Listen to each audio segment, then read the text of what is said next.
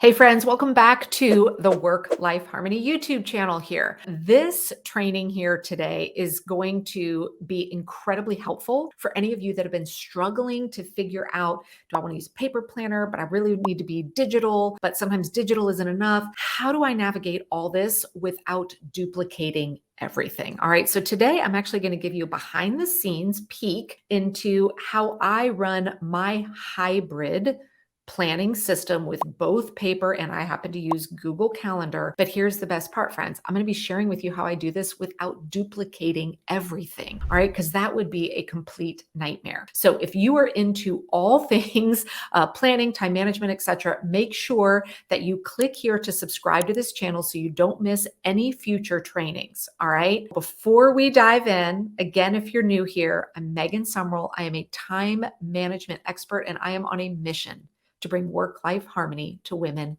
everywhere. Let's go ahead and get started. Hey there, welcome back to Work-Life Harmony. I am thrilled that you're here because today's topic is a really, really good one. I have recently run a number of polls, both in LinkedIn, out on Facebook and Instagram as well, asking people kind of how do they plan? Are they digital? Are they paper? Or are they a hybrid, meaning they use both? And with women in particular, there was an astounding number of people that all said hybrid. And then it ended up starting incredible conversations where people were asking, hey, I've tried to go digital, but I'm really struggling to. I keep being drawn back to paper. So I thought this would be a great opportunity for me to hop on and share with you why I use a hybrid planning system, meaning I do both digital and paper, and most importantly, how I do this without duplicating everything in both places. First, I think it's really important to share, why do I even have a hybrid system? Why do I feel the need to do both digital and paper? Because I think this is going to resonate for so many of you if you find that you are struggling to be fully digital. So whenever someone is asking me, should I use paper or should I go digital? The first question I always ask folks is this: where are you typically when you are making yes, no decisions about your time? Meaning, are you in motion a lot? Are you on the go a lot? I am. I'm not at my desk in front of a large monitor for large portions of the day. If you are someone that is rarely in front of a large monitor, and there's a reason why I'm going to keep saying large monitor, I tend to say you're probably going to need some kind of a paper solution. Now, if you are at a computer in front of a large monitor for the portion of your day, as I used to be in my corporate job, you may find that digital works fine for you. And when I was working in a full-time corporate setting, I did go for a few years solely digital, but in my last few years in corporate America, I started introducing the hybrid model for myself as well. And when we get into kind of what information goes where, I think you're going to start to see and maybe realize why sometimes being fully digital can create some stress and doesn't give you what you need from a planning perspective. And it all boils down to this: the longer term, more high level planning is really challenging to do well in a fully digital solution. I'm going to circle back to that, but first I want to jump into telling you what information I store, kind of where I lean into digital versus what goes in paper so that I can avoid duplicating everything everywhere. Now, I do run a business that is online. I have a team, an amazing group of women. We are all all four of us are in different time zones, different states, actually different countries as well. I bring people on as guests sometimes here on the podcast. I am booked to speak at other people's events. Because of this, I have to have a digital calendar solution. It is very hard to not have something digital in today's age, especially if you are coordinating with others. You may have heard software such as Calendly or Acuity, where you can send people a link where they can basically get access to your calendar and book meetings with you based on available time in your calendar. I have to have this in place in order for people to book time for me and then I need to be able to, book time on other people's calendar. And then how I get that information back to me is it connects into my digital calendar. All right. I have to have this digital calendaring system as so many of us do today. What goes on my digital calendar? Now, for me, I happen to use Google Calendar. If you hear me say things specific to Google Calendar, just know all of this works no matter what you're using. Maybe you're using Outlook, maybe you're using iCal, maybe you're using a Google Calendar or something else. Those are kind of the three biggies that most people use today. What goes into my digital calendar, my Google Calendar, is two core pieces of information. First is any appointment that I have booked that involves somebody other than myself. It could be a meeting with my team. It could be a dentist appointment that's between me and my dental provider. It could be my cello lesson with me and my cello teacher. That is on my calendar. So any booked appointments, set date and times where it involves somebody other than just myself, and it's a pretty firm set time. That is going to always live on my Google Calendar because once it's there, that means if somebody is looking at my calendar to book time with me, they will see that that is unavailable, right? They'll see that I'm already committed. Now, the second key piece of information that I store on my Google Calendar is large blocks of time when I am not available for somebody else to book time with me. Now, for those of you familiar with my weekly planning system, you hear me talk a lot about what I call unavailable time, meaning time where you are awake, you're in motion, you're doing things, but you're not available to maybe book a meeting with somebody else. You don't want to commit yourself to something specific during that time. So during the school year, for an example in my life, I'm trying to think back to the last calendar year, when I was picking my daughter up at 2:30 from school, my calendar was blocked at 2:00 on for the rest of the day. And all it was just one big time block from 2 p.m. till the end of the day, just saying I'm unavailable. And it was like set up that way every single day, Monday through Friday. Now, there were a lot of things happening between 2 p.m.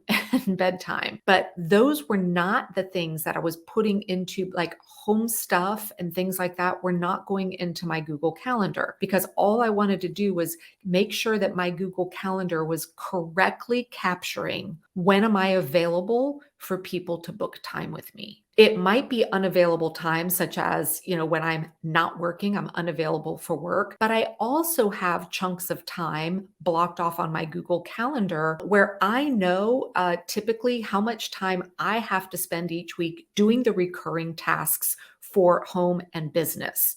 Things such as recording these podcasts and videos, right? I know because I've been doing this for a while and I have a set of recurring tasks that I need to do every single week. And I know about how much time I need to do that. Now, what I don't know until I actually sit down to plan the details for each week is when specifically I'm going to be able to get that done. But what I do know is I need to make sure that I preserve and protect enough time in my calendar every week to do the tasks I need to do.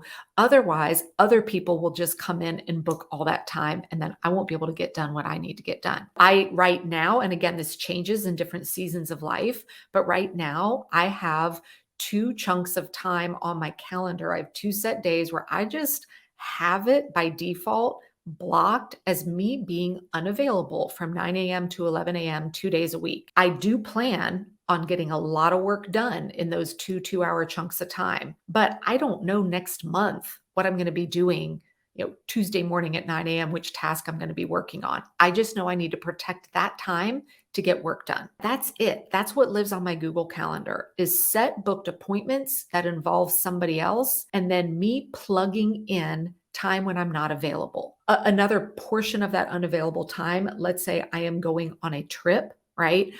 That's going to go into my Google Calendar, basically saying I'm unavailable to, be in service or create an appointment with someone else. All right. But that's it. Now let's shift gears and talk about what goes into my paper planner. All right. I'm not going to spend this, our time here today to go into the details of what type of planner. I've got tons of resources out there for you. But please know, I always tell people you need to use a weekly planner, one where you can open it up and see a week at a view. And then there needs to be monthly pages in there as well. I have yet to see a planner that doesn't have a month at a view. So you're always going to be able to find that. The main content that goes into my actual paper planner, this is where I conduct my detailed weekly planning. Remember when we talked about what goes into my digital calendar, and I shared with you, all right, I'm going to have chunks of time blocked off where other people can't book my time, right? So when I sit down to do my weekly plan and I see that I have Monday blocked off, I'm just using an example here, Monday blocked off from 9 a.m. to 11 a.m. that's just showing as like other people haven't taken my time, I will know I have those 2 hours available to now start deciding how do I want to spend those. In my weekly plan, my paper planner is where now I am actually deciding this is how I'm going to spend those 2 hours. I'm going to look at everything that I need to get done for the week, and on my paper planner, I'm going to be filling in the details of how I'm going to spend those 2 hours. I am not then going to go back and update my Google digital calendar with that. I don't need to, because all day long I'm looking at my paper planner because that's what's telling me what I need to do in the given moment. Now, there is also a difference between what I put on my monthly paper pages versus digital. All right. And this is why, remember at the beginning of this, I shared with you, even my last few years in corporate, I had to start bringing a paper planner back into my life because of my need to see a big picture view of really understanding what is my availability for longer term chunks of time, meaning monthly, quarterly, etc. So when you think about how a digital calendar works, when you go and look at your monthly view of your digital calendar, every single appointment or task on a given day is going to try and get filled into that square for the day in the monthly view. And usually what you end up seeing is it'll show like 3 appointments and then it'll say like plus 7 more. It's really hard to see very clearly what's going on over a course of a week, or even just simply going, okay, I booked that vacation 3 months from now. What day are we leaving again? Well, when you go to pull up your monthly view on your digital calendar, it's really hard to find that kind of information because it's rolling up all of the minutia. So when I was in a corporate setting, I mean, my digital calendar was booked with, meetings and all sorts of stuff, which made my monthly view really, really cluttered. I didn't need to know that I had, 7 meetings on a given day. So instead, this is why monthly planning for me lives in my paper planner.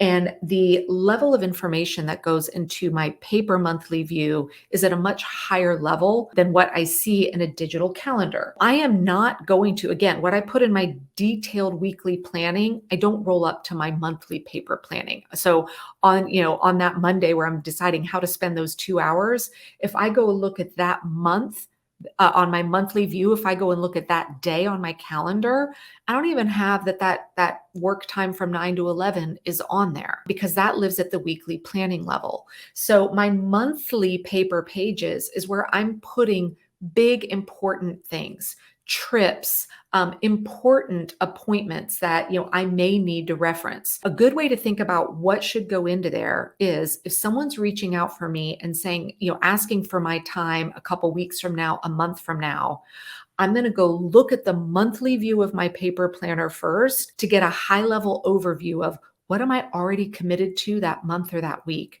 That's pretty big. And if I already see that I have a couple events, or maybe I'm going to be out of town for 2 days of that week, I can instantly know that I'm probably going to return with a, that's not a good week for me. Can we look for another one? So again, there will be, now there, you can't eliminate 100% of duplication from digital versus paper. There's no way to do that, or else you'd have to be constantly looking at both things all the time. So there will be things that will be on my digital calendar that don't show up in the monthly view for me at all on my paper planner. And there will be details about specificity of how I'm spending my time over the course of a week that are not going to be reflected on my digital calendar.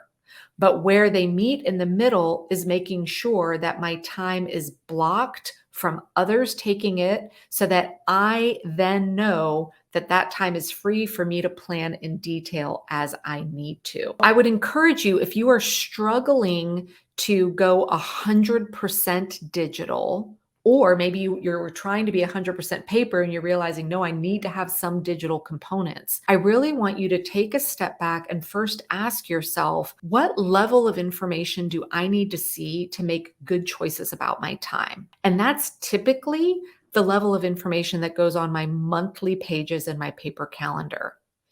Then decide, where do you look at all day long to help you stay on track? Right. So for me, again, because I'm not at my desk all that often, it's just small pockets of intense time. My detailed weekly planning lives in my paper planner.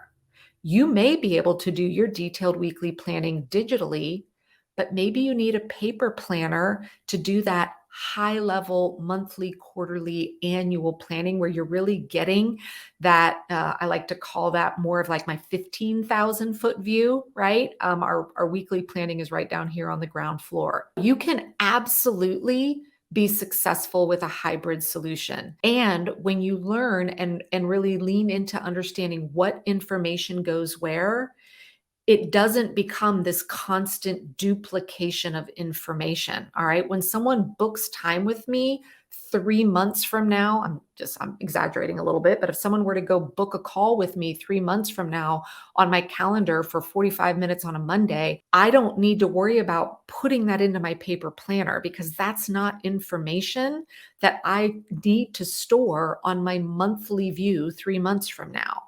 But if I were to go book a week-long vacation, I'm going to write that on that monthly calendar page in my paper planner. And then I will go into my digital calendar and just block it off as Megan being unavailable for that week. So every now and again, there will be the need to go put something into places. But again, it's very quick.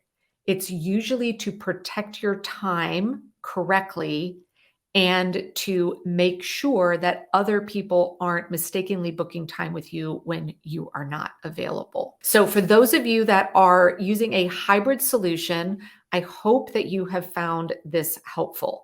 Now, if you kind of are new to this concept of planning, time management, you're looking for some good resources, I just want to let you know I do have a free training available that you can go watch where I'm going to kind of give you some key things to think about in terms of how to better plan and manage your time.